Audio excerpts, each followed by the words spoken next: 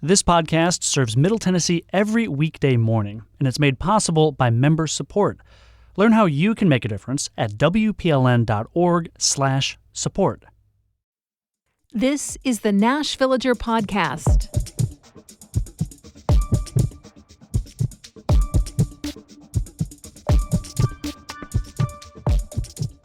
It's June 9th, 2025. On this day in 1918, a horrible train wreck happened in Nashville, and its particular horrors led to a significant safety change across the United States. I'm Nina Cardona, and this is your daily digest of what's happening around Middle Tennessee with historical context from Nashville Public Radio, WPLN News. Just off of White Bridge Road, there's a popular stretch of greenway with an unusual feature. Before crossing Richland Creek, you can take a very short side path to visit the site of what has been called the most deadly train wreck in American history. That's a hell of a legacy. The Dutchman's Curve wreck was the result of an absolute breakdown in communication.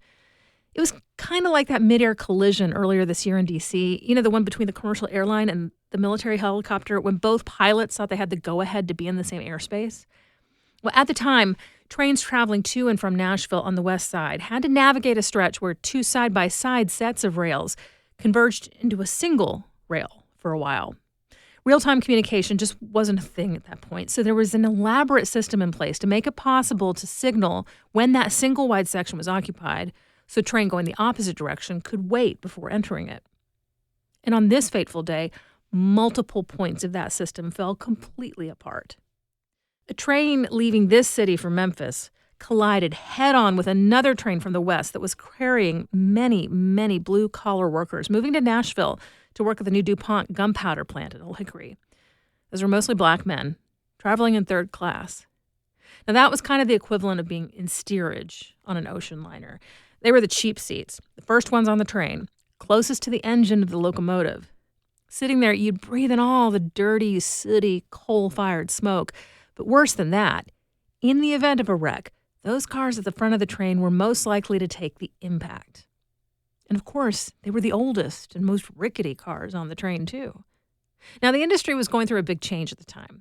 For decades, all railway cars were made of wood. The people who ran the railways had thought that metal cars would weigh too much and therefore cost too much to use. But about a decade prior, the fear of fires in the tunnels of New York's new subway system led to a revolution in train car design. Steel became the gold standard, if you will. It was less flammable, and it could stand up to more impact.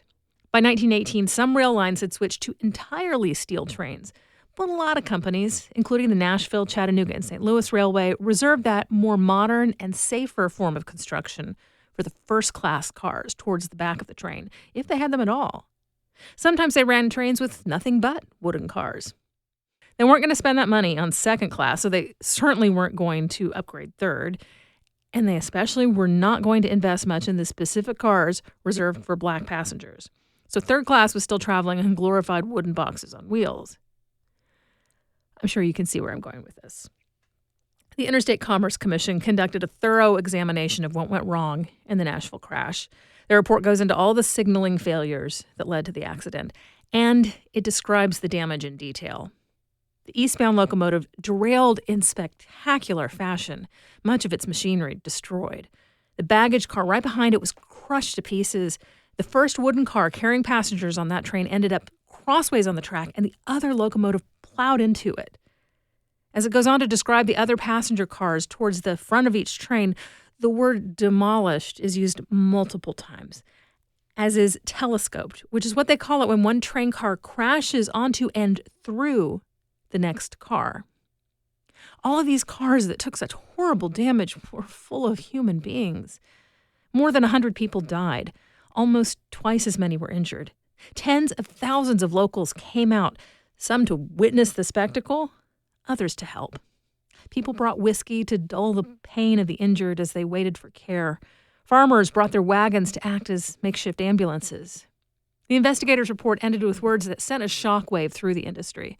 Quote, "It is to be noted that all the cars of both trains except the two sleeping cars were of wooden construction, and 6 of these wooden cars were completely destroyed.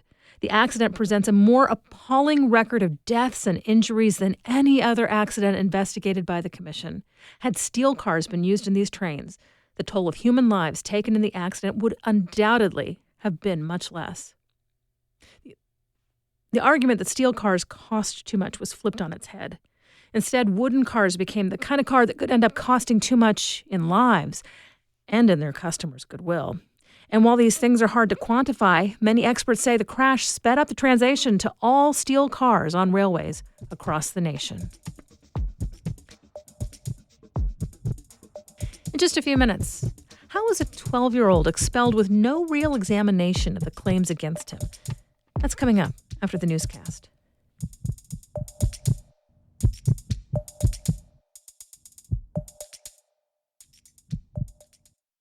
You know how important WPLN News has been to you and your family, and you have seen how high-quality local journalism is necessary to a thriving community.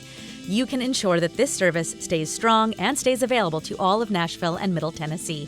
Join the Producers Circle with your gift of $100 or more each month and make the bold statement that you support the mission of a more informed and engaged community.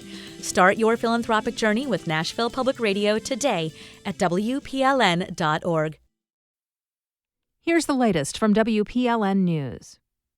An airplane crashed in Coffee County yesterday. A plane carrying about 16 to 20 people crashed in Tullahoma, about an hour south of Nashville. Several people were flown by medical helicopters to nearby hospitals, according to the Tennessee Highway Patrol. Reports suggest the aircraft was a skydiving plane. President Donald Trump's proposed tax bill could raise costs for Tennesseans in a variety of sectors. It would likely surge energy bills while reducing Medicaid coverage and food stamps, impacting tens of thousands of people. Nashville Mayor Freddie O'Connell says the bill will also affect the city's ongoing housing crisis. While we're working to address the housing challenge in Nashville, the federal government is proposing to make it even harder to keep people housed by cutting $26 billion in rental assistance for low-income families just barely hanging on to their housing.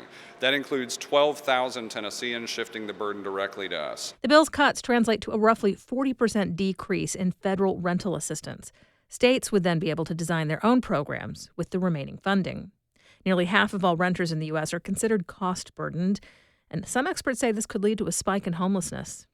The U.S. House of Representatives passed a version of the bill late last month. The Senate is expected to vote on the legislation in the next few weeks. Kilmar Abrego Garcia, the man at the center of a legal battle over the Trump administration's immigration policy, is now back in the United States after being deported to an El Salvador prison. He faces federal charges in Tennessee. Abrego Garcia appeared in a Nashville court on Friday. An unsealed indictment accuses him of conspiring to take money from undocumented immigrants and moving them through the U.S. for about a decade. The Trump administration claims that Abrego Garcia was using his life in Maryland as a cover for illegal activities. According to the federal indictment, the Tennessee Highway Patrol pulled Abrego Garcia over on I-40 in Putnam County in 2022. He was driving with other people in the car, and he told the officers the group was coming from a St. Louis construction job, heading back to Maryland. Patrol officers let the car go at the time. A top federal prosecutor in Nashville recently resigned over the handling of the case, according to the Associated Press. Abrego Garcia is expected to appear in court again on June 13th for an arraignment. While the pop music world has been rocked by several high-profile reckonings from the Me Too movement, including the Diddy trial, contemporary Christian music has only now been hit with its first major scandal. Star singer Michael Tate is at the center of it. Senior music writer Julie Height has more. A newly published investigation includes allegations that Tate groomed and sexually assaulted multiple young men over the last 2 decades. Tate co-founded DC Talk, the biggest Christian pop outfit of the 90s. Christian youth group teens made up the core of the band's fan base, and sexual abstinence was central to its message.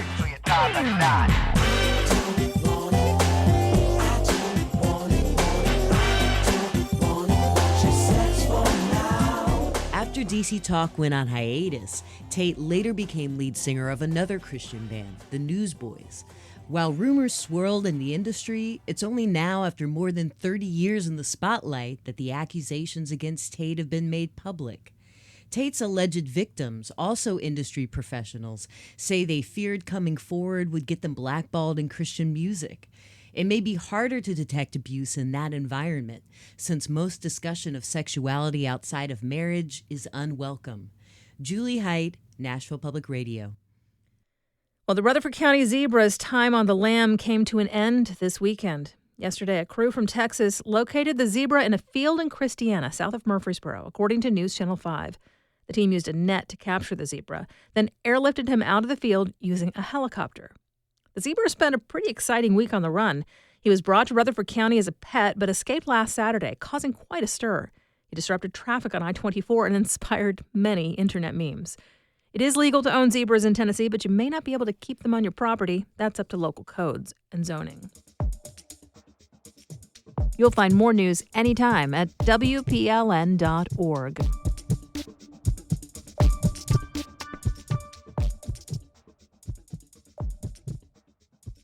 The day after the Antioch High School shooting in Nashville, school officials chased down a number of potential threats across the district. A 17-year-old had killed one student before turning the gun on himself, and rumors spread that he had accomplices in other schools. A new ProPublica investigation dives into the way a Nashville school handled one of those alleged threats, which experts say could have done more harm than good. Reporter Aaliyah Swaby joins me now. Your investigation starts with a child you're calling James. What happened to him the day after the Antioch shooting? So early in the morning on January 23rd, James went on Instagram and he posted a screenshot of a text thread between two people that were conspiring to shoot up schools in Nashville. The FBI flagged it for James's middle school and also for the local police, and then they all questioned James. He ended up describing to me how traumatic the experience was of being questioned and then arrested and charged with making a threat of mass violence. After the FBI agent interviewed me without an attorney or my dad there or anything, and then they put me in handcuffs. They take me to juvenile hall. They have not told me my rights or my Miranda rights or whatever. And just get there. I'm scared because I don't know, because I know I did something, but I did not do something that bad to be able to where I should be in the jail cell overnight. A few days after he got home from detention, the school told him he was going to be expelled for an entire year. And how is the school supposed to respond to James? By law, the school was supposed to complete an investigation called a threat assessment to figure out whether James's threat was valid before deciding whether they were going to expel him. A threat assessment basically helps schools collect information about a kid who might be in trouble and then address behavior that could signal future violence. But in this case, James's school didn't complete a lot of the steps in the process. Like, they didn't interview his parents and they didn't find out whether he had access to weapons at home. They didn't really have a plan to follow up with him while he was sitting at home during the expulsion. Now, you and WPLN's criminal justice reporter, Paige Flager, have spent months writing about Tennessee's harsh laws for students who are accused of making threats of mass violence. What makes this case or this story different? This is the first case where I've been able to get as much access to what's going on inside school administrators' minds. So the school, with the permission of James's dad, ended up sending me a copy of the actual threat assessment, and that really helped understand the gaps in their process. When Paige and I were reporting, we wrote about two cases in Hamilton County, Tennessee, where the police there arrested two students and charged them with threats of mass violence. But the difference was, in those cases, the schools decided the threats weren't actually valid and they didn't expel the kids. In this case, in James's case, the school's assistant principal said many times that she expelled James mainly because he was arrested, instead of doing her own investigation. So you got access to that threat assessment. What did you learn from reading it? And what did experts tell you about it? So from reading the threat assessment, I learned that the school employees who carried it out made a lot of assumptions about James, but they didn't follow up to try and see if those assumptions were accurate. So one example is, even though the assistant principal didn't actually interview James's parents, she wrote in the threat assessment, he has little to no supervision and discipline structures at home, but might think he could get away with it. She also said he had a motive and a plan to harm others based entirely on the screenshot that he had shared, even though James told her he wasn't a participant in the text thread. There's one page that really stood out to me when I looked at the threat assessment, when I really knew I had to write about the story. It had a checklist of options for how the school could have addressed any concerns they had about James, like advising his parents to secure any weapons they owned or making sure he got counseling. And instead of checking any of those boxes, the assistant principal just wrote, "Student was expelled." And that's a problem, according to a lot of the experts that I talked to and shared the threat assessment with. One of them told me that out of sight, out of mind, when it comes to a kid in trouble, whether or not you know the kid actually poses a real threat, that is the wrong tactic, and it can make a situation worse instead of de-escalating it. Did you get a chance to talk to the assistant principal? I mean, what did she have to say about how the school handled the case? The assistant principal did not respond to my questions, but James's dad appealed the expulsion, and he sent me a recording of the appeal hearing. And the assistant principal throughout was very clear that she didn't investigate the case, and the threat assessment team did not investigate the case after James was arrested. They didn't try to figure out whether he had actually created the threatening texts. James's dad hired a lawyer who questioned her throughout the hearing. Was it your assessment at the time that he wrote this statement, like physically typed it out on a computer and posted it? I did not make a determination one way or another regarding that. Did anybody make a determination on that? Any administrator or school official? We did not make that determination, no. The assistant principal also said she couldn't remember whether anyone at the school investigated who made the original text thread. Aaliyah Swaby reported this story for ProPublica. To read her full investigation on James, visit our website, WPLN.org.